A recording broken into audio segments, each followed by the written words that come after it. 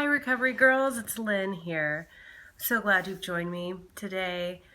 I want to talk a little bit about the Serenity Prayer. A lot of times we talk about the first part of the Serenity Prayer, whether we're in meetings or whatever recovery circles, we'll use this prayer. And the first part is, God, grant me the serenity to accept the things I cannot change, courage to change the things I can, and the wisdom to know the difference.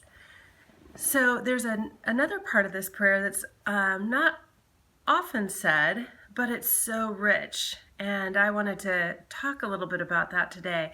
It says, living one day at a time, enjoying one moment at a time, accepting hardships as the path to peace, taking as he did this sinful world as it is, not as I would have it, trusting that he will make all things right if I surrender to his will, that I may be reasonably happy in this life and supremely happy with him forever in the next. Amen. So let's go back and take that living one day at a time, enjoying one moment at a time part. I could just camp out on there for a while. When I entered recovery, I was not used to living one day at a time at all. I projected all the time into the future, whether it was kind of a fantasy sort of a projection of what life would be like down the road, or a fear projection. Oh my gosh, am I going to have enough money? Am I going to be able to survive a divorce? Am I going to be able to survive without my addiction or alcohol or codependency or whatever it is that you might be in recovery for? Those were the things I was thinking. How can I cope without blank? And when I started to take one day at a time, to give up what it was that I was surrendering, whether fear or substance or my codependent behaviors, I was able to take just one day at a time, sometimes just one moment at a time, 1 minute at a time. And when that happens, we start to enjoy one moment at a time. There were so many times when I was living in a place that was so far off that I was not able to enjoy my kids. And let me tell you, since I have been in recovery, which is about 10 years now, I have been able to enjoy my children so much more, to be present with them. I still struggle with it. My son just last night asked me, Mom, are you listening to me? There's those times, but I'm talking about overall.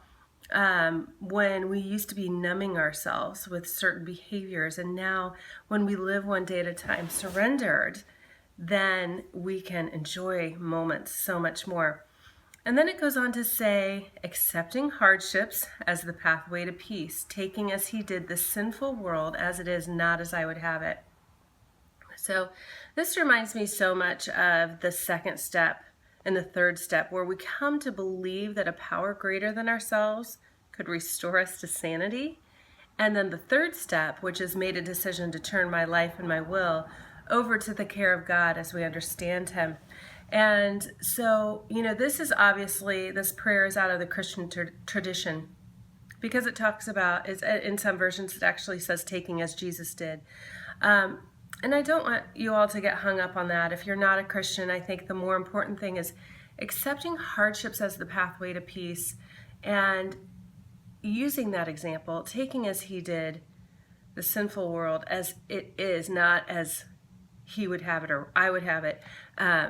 So I think through trying to accept hardships, and I did all sorts of things to run from hardships. I didn't want to accept them, but when I started to accept things as they were, then I could in the process, in the journey, start to feel peace and the serenity that this prayer talks about.